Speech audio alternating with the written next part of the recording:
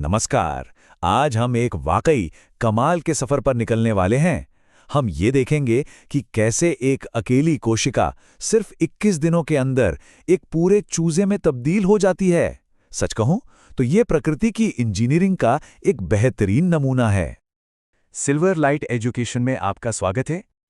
आज का हमारा ये विश्लेषण BZYCT 133 कोर्स के ब्लॉक 4 यूनिट 15 पर आधारित है। तो सबसे बड़ा सवाल यही उठता है कि आखिर एक पूरा चूजा एक अकेली कोशिका से बन कैसे जाता है। मतलब ये सब कंट्रोल कैसे होता है। चलिए इस कमाल की प्रक्रिया के रहस्यों से एक एक करके पर्दा उठाते हैं। देखिए, किसी भी बिल्डिंग को बनाने के लिए एक ब्लूप्रिंट चाहिए होता है ना? चूजे के लिए ये ब्लूप्रिंट है मुर्गी का अंडा। ये सिर्फ एक खोल नहीं है, बल्कि एक पूरी तरह से सेल्फ सफिशिएंट दुनिया है जो नए जीवन को पालती पोसती है। अंडे को ना आप एक कंप्लीट लाइफ सपोर्ट कैप्सूल की तरह देखिए। जो जीवन की चिंगारी है वो है ब्लास्टोडिस्क, बस एक छोटी सी जगह जहां से पूरी कहानी शुरू होगी। योक यानी पीतक, वो इसका पावर बैंक है। एल्ब्यूमिन, जिसे हम अंडे की सफेदी कहते हैं, वो एक कुशन का काम करता है जो इसे झटकों से बचाता है। और चेलेजा, अरे ये तो वो रस्सियां हैं जो इस कीमती पैसेंजर को अपनी जगह पर एकदम सेफ रखती हैं। अच्छा, अब पीतक के बारे में एक मजेदार बात बताता हूं। ज्यादातर लोगों को लगता है कि यह सिर्फ फैट है, पर ऐसा नहीं है। जरा देखिए, इसमें लगभग आधा तो पानी ही होता है और इसके अलावा प्रोटीन, फॉस्फोलिपिड और कार्बोहाइड्रेट का एक परफेक्ट मिक्सचर है। आप कह सकते हैं कि ये भ्रूण के विकास के लिए एक परफेक्ट एनर्जी ड्रिंक है। तो फर्टिलाइजेशन के बाद पहला स्टेज शुरू होता है क्लीवेज यानी विदलन। ये एक बहुत ही अनोखी प्रक्रिया है जहां कोशिकाएं बहुत तेजी से डिवाइड होती हैं, लेकिन उनका साइज नहीं बढ़ता। ये बस नंबर्स का खेल है ताकि आगे चलकर बड़ी बड़ी संरचनाएं बनाई जा सकें। यहां एक जरूरी टर्म आता है, डिस्कॉइडल मेरोब्लास्टिक क्लीवेज। सुनने में मुश्किल लगता है, पर इसका मतलब सीधा सा है। क्योंकि योक इतना बड़ा होता है, कोशिकाएं पूरे अंडे में डिवाइड नहीं हो सकती। सारा एक्शन उस छोटी सी डिस्क यानी ब्लास्टोडिस्क पर ही होता है। बाकी का अंडा तो बस एक बड़ा सा एनर्जी स्टोर है। और ये डिवीजन इतनी तेजी से होता है कि आप सोच भी नहीं सकते। एक कोशिका से 2, 2 से 4, 4 से 8 और देखते ही देखते योक की सतह पर हजारों कोशिकाओं की एक परत बन जाती है, जिसे हम ब्लास्टोडर्म कहते हैं। अब ये जो ब्लास्टोडर्म है, ये 2 टीमों में बंट जाता है। बीच वाली टीम एरिया पेलुसिडा, ये है हमारा मेन कैरेक्टर, मतलब भविष्य का भ्रूण। और जो बाहरी टीम है एरिया ओपेका, वो है सपोर्ट क्रू। उसका काम है योक से न्यूट्रिशन निकालना और बाकी सारे जरूरी काम संभालना। ठीक है, अब हम डेवलपमेंट के सबसे ड्रामेटिक और सबसे जरूरी स्टेज में आ गए हैं, गैस्ट्रुलेशन। यहां कोशिकाएं सिर्फ डिवाइड नहीं होती, बल्कि वे एक महान सफर पर निकलती हैं। खुद को फिर से अरेंज करती हैं ताकि शरीर का पूरा बेसिक प्लान तैयार हो सके। इस महान सफर का सेंटर पॉइंट है प्रिमिटिव स्ट्रीक यानी आदिम रेखा। इसे आप एक सेल्यूलर हाईवे समझिए।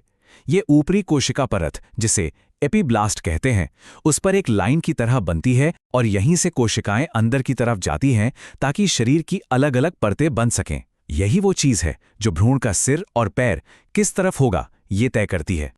तो इस महान माइग्रेशन का नतीजा क्या निकलता है? नतीजा ये है कि शरीर की 3 मास्टर लेयर्स बन जाती हैं। सबसे बाहरी परत एक्टोडर्म, ये बनाएगी त्वचा और नर्वस सिस्टम। बीच वाली लेयर मेसोडर्म, ये है शरीर का पावर हाउस, मांसपेशियां, हड्डियां, खून सब यहीं से बनेगा।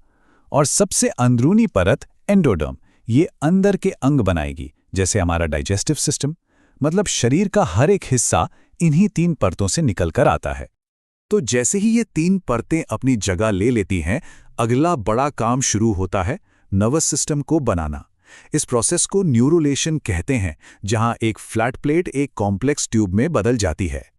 ये प्रोसेस काफी कुछ कागज मोड़ने जैसा है। एक्टोडर्म का एक हिस्सा, जिसे न्यूरल प्लेट कहते हैं, पहले मोटा होता है, फिर अंदर की तरफ मुड़कर एक ट्यूब बना लेता है और यही न्यूरल ट्यूब आगे जाकर दिमाग और रीढ़ की हड्डी बनेगी, यानी शरीर का पूरा कंट्रोल सिस्टम। अब तक भ्रूण एक चपटी डिस्क जैसा था। अब उसे एक पहचाने जाने वाले 3D आकार में आना है और साथ ही अपने लाइफ सपोर्ट सिस्टम्स भी बनाने हैं। ये होता है बॉडी फोल्डिंग के जरिए। सिर, पूंछ और साइड्स पर फोल्ड्स बनते हैं जो भ्रूण को योक से ऊपर उठाते हैं और उसे एक प्रॉपर शेप देते हैं, जो एक फ्लैट डिस्क से बिल्कुल अलग होता है। और ये बहुत ही जरूरी है, भ्रूण अपने लिए एक पूरा लाइफ सपोर्ट सिस्टम तैयार कर लेता है। एमनियन उसका अपना पर्सनल स्विमिंग पूल है जो उसे सेफ रखता है। योक सैक उसका लंच बॉक्स है जो लगातार खाने की सप्लाई करता रहता है। एलेंटॉयज उसका डस्टबिन और ऑक्सीजन टैंक दोनों का काम करता है। और कोरियन इन सभी सिस्टम्स को बाहरी दुनिया से जोड़ने में मदद करता है। चलिए, तो अब हम इस शानदार सफर के अंत में पहुंच गए हैं। 21 दिनों के लगातार विकास के बाद चूजा अब अंडे से बाहर आने के लिए बिल्कुल तैयार है। 21 दिन, ये वो मैजिकल नंबर है जो एक कोशिका को एक जीते जागते सांस लेते हुए जीव में बदल देता है। ये एक बेहद सटीक और अविश्वसनीय रूप से कोऑर्डिनेटेड प्रोसेस है। तो सवाल है, ये बाहर निकलता कैसे है? सबसे पहले ये अंडे के अंदर ही बने एयर स्पेस में अपनी पहली सांस लेता है। फिर अपनी चोंच पर एक खास एग टूथ का इस्तेमाल करके ये शेल पर तब तक चोट करता है जब तक ये टूट ना जाए, और फिर ये आजाद हो जाता है अपने सारे सपोर्ट सिस्टम्स को पीछे छोड़कर। तो आइए इस पूरे सफर को एक नज़र में फिर से देखते हैं। पहले दिन क्लीवेज शुरू होता है, दूसरे दिन गैस्ट्रुलेशन के साथ महान माइग्रेशन होता है, तीसरे दिन न्यूरस सिस्टम और मेम्ब्रेन्स बनना शुरू हो जाते हैं। अगले कुछ हफ्तों में सारे अंग डेवलप होते हैं और 21वें दिन चूजा इस दुनिया में अपना पहला कदम रखता है। और ये हमें एक आखिरी सवाल पे छोड़ जाता है। जरा सोचिए, ये पूरी कॉम्प्लेक्स प्रक्रिया पानी के बाहर सूखी जमीन पर हो रही है। तो एमनियोटिक अंडे में ऐसे कौन से इनोवेशंस थे, जैसे कि प्रोटेक्टिव मेम्ब्रेन्स और शेल, जिन्होंने इस अविश्वसनीय काम को मुमकिन बनाया? ये वाकई में जीवन के विकास का एक जीता जागता सबूत है। अगले व्याख्यान में आपसे फिर मुलाकात होगी।